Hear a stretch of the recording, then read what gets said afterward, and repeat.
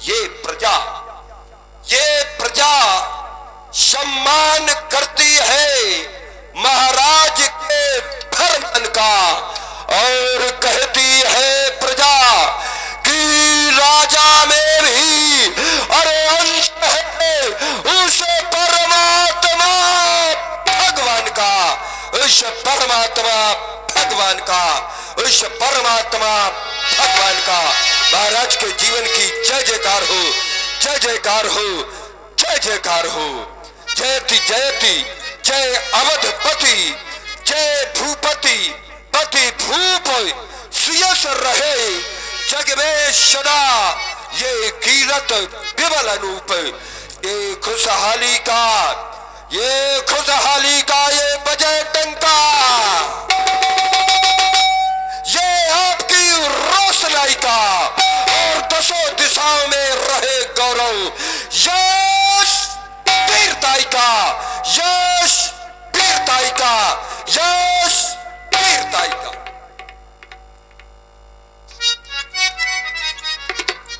अयोध्या के अष्टमंत्रियों में श्रेष्ठ मंत्री श्री सुमंत जी महाराज, आप तो जानते हैं जब भी हम अपने सूर्यमुखी सिंहासन पर आसीन होते हैं, सर्वप्रथम आप मंत्रियों से अपनी इस प्यारी अयोध्या की प्रजा का हाल जाना करते हैं। हाल जाना क्यों करते हैं? क्योंकि हम अपने हृदय में ऐसा विचारते हैं कि कहीं ये हमारी अयोध्या की प्रजा भयबस, कहीं अपने दुख को हमारे सामने व्यक्त ना कर पा रही हो। यदि आप मंत्री हमारी अयोध्या के कष्ट को देख रहे हो तो हमसे कहें, क्योंकि राजमंत्री जिस राजा के राज में यह प्यारी प्रजा दुख पाती है वह राजा नरक का गामी होता है। ऐसा राजा समाज में शोचनीय होता है, निंदनीय होता है, जिस राजा के राज में यह प्यारी प्रजा दुख पाती है। राजमंत्री ऐसा हम नहीं, ऐसा तो शास्त्र भी कहते हैं। जासु राजे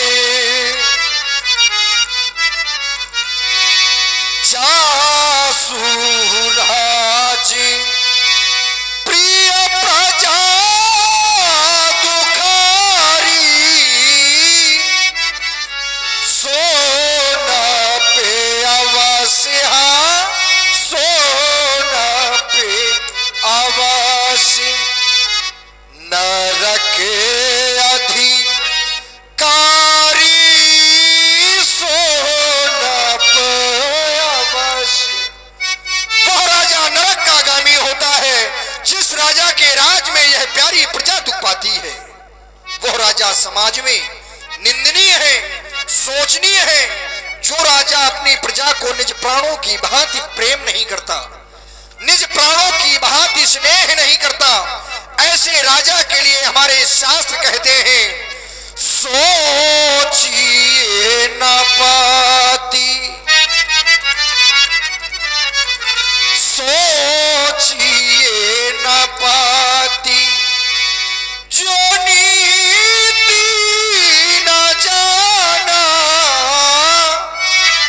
जेहि न प्रजा प्रिय प्राणे समाना जेहि न प्रजा।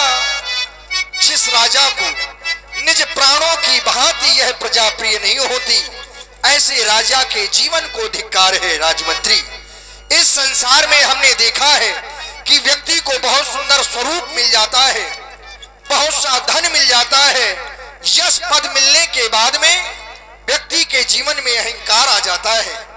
वह जीवन सार्थक नहीं है। सार्थक जीवन तो वही है कि हम अपने धन से किसी का सहयोग कर सकें, अपने बल से किसी की सहायता कर सकें, अपने ज्ञान से किसी का मार्ग प्रशस्त कर सकें। राजमंत्री वो जीवन भी क्या, वो जीवन भी क्या जीवन है जो जीवन सफल बना ना सके। ऐसा जीवन किस काम का है राजमंत्री? और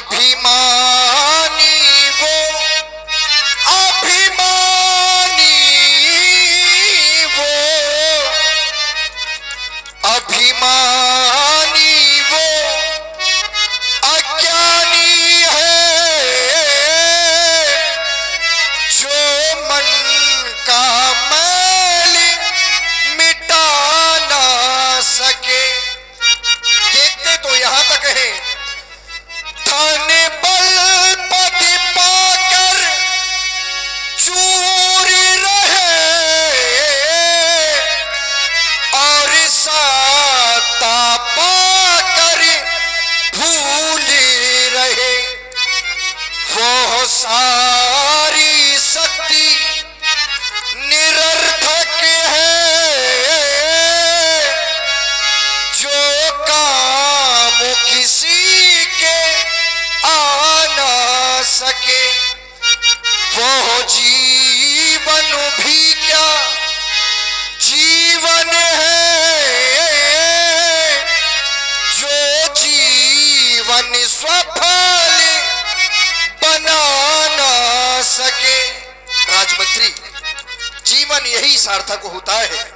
देखने में तो यहां तक दृष्टिपात होता है कि ये पहने जरी के चीथड़े ऐश का सामान समझे हैं। सुंदर वस्त्र आभूषण पहन लेने से व्यक्ति के जीवन की सुंदरता नहीं होती।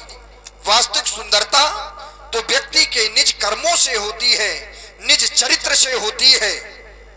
व्यक्ति की पूजा चरणों की नहीं, व्यक्ति की पूजा आचरणों की हुआ करती है। राजमंत्री, नित्य की भांति चाहते हैं कि हमारी इस प्यारी प्रजा की कुशलता कहो, प्रसन्नता कहो। महाराज, जब जब भी राज सिंहासन पर आप उपस्थित होते हैं तो सर्वप्रथम हम मंत्रीगणों से अपनी प्यारी प्रजा के बारे में ही पूछा करते हैं। कर्तव्य भी राजा का यही होता है, एक अच्छे राजा का यही कर्तव्य है, क्योंकि पीड़ा का यदि स्वर बिगड़े तो तंत्री दोषी होते हैं और राजा का यदि शासन बिगड़े तो सीधे मंत्री दोषी होते हैं। महाराज, आप जैसा राजा, ऐसी प्रजा को प्राप्त करना बड़ा ही दुर्लभ होता है, क्योंकि धर्म धुरंधर गुणनिधि ज्ञानी आपके राज्य के अंतर्गत मैं तो यही कहूंगा, जितनी भी शालाएं हैं, धर्मशाला, मल्लशाला, पाठशाला, गौशाला, ये सारी शालाएं बड़ी ही सुचारू रूप से संपन्न हो रही है। इतना ही नहीं, बैर विहाई चरण सब संगा, जो जीव है जो आपस में बैर रखते हैं और जैसे ही अयोध्या की सीमा में आते हैं, वो आपके प्रभाव के कारण एक ही घाट में सिंह और अजा जल पीने के लिए विवश हो जाते हैं। तो कहना पड़ गया हमें भी। और महाराज कि हर घाट, घर घर में दूध दही की है आवाजानी, सिंह और अजा दोनों पीते एक घाट पर पानी, पीते एक घाट पर पानी। ऐसी सुंदर व्यवस्था है। वास्तव में राजमंत्री, हृदय प्रसन्न हो गया। आपने हमारी अयोध्या की इस प्रजा की प्रसन्नता सुनाई। जिस राजा के राज में इन तीन व्यक्तियों का सहयोग हो, उस राजा का कभी पतन नहीं होता, विनाश नहीं होता। और जिस राजा के राज में यह तीन झूठ बोलते हो, उस राजा का पतन हो जाता है, विनाश हो जाता है। वह तीन कौन? सचिव, वैद्य, गुरु तीन जो प्रिय बोले भय आस, तो राज धर्म तन तीन कर होय बेगही नाश।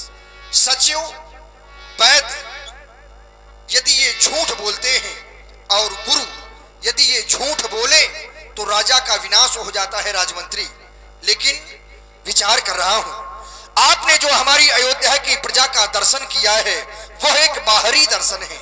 आपने भी देखा होगा, जब भी हमारी इस अयोध्या में किसी के गृह में बालक जन्म लेता है राजमंत्री, तो ये अपने गृह में खुशियां नहीं मनाते, उत्साह नहीं मनाते, बधावे नहीं बजवाते। जानते हो क्यों?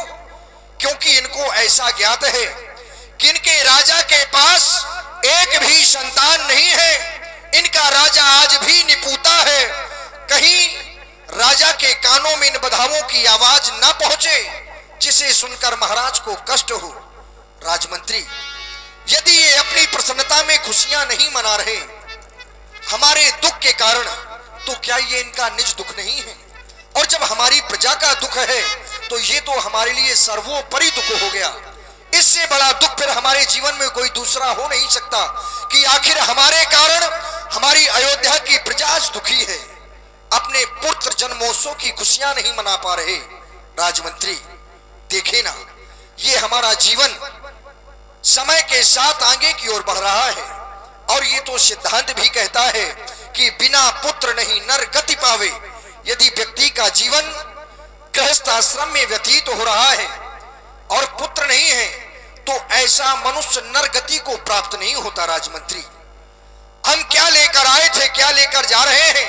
हमने अपने जीवन में बहुत से कार्य किए, लेकिन आज देखता हूं तो पाता हूं, क्या राजा दशरथ के बाद अयोध्या के सूर्यमुखी सिंहासन पर बैठने वाला कोई नहीं होगा? क्या कोई नहीं होगा हम सूर्यवंशियों से इस प्यारी अयोध्या की प्रजा की सेवा करने वाला राजमंत्री? आज यह दुख हमारे हृदय को खाए डाल रहा है। राजमंत्री, जो लिखा था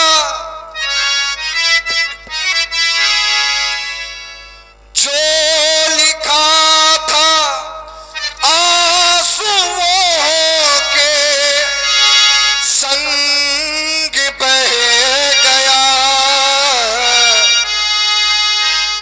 मेरा जीवन कोरा कागज कोरा ही रह गया, मेरा जीवन कोरा कागज कोरा ही रह गया। जो लिखा था आंसुओं के संग बह गया, जो लिखा था आंसुओं के संग बह गया, मेरा जीवन कोरा कागज कोरा ही रह गया।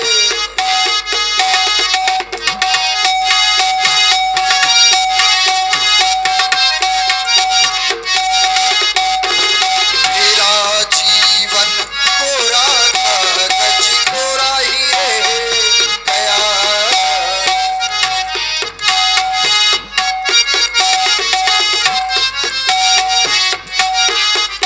देखे ना, ये समय की आंधी चल रही है राजमंत्री।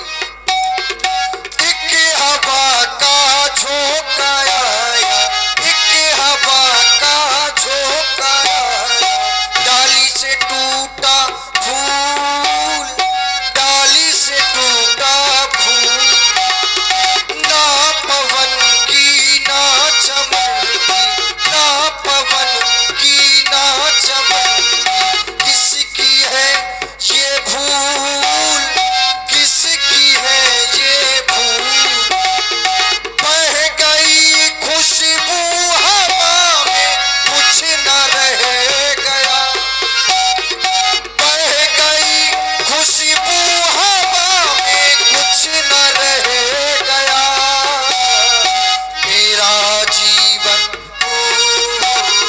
मेरा जीवन कोरा कागज कोरा ही रह गया, मेरा जीवन कोरा कागज कोरा ही रह गया।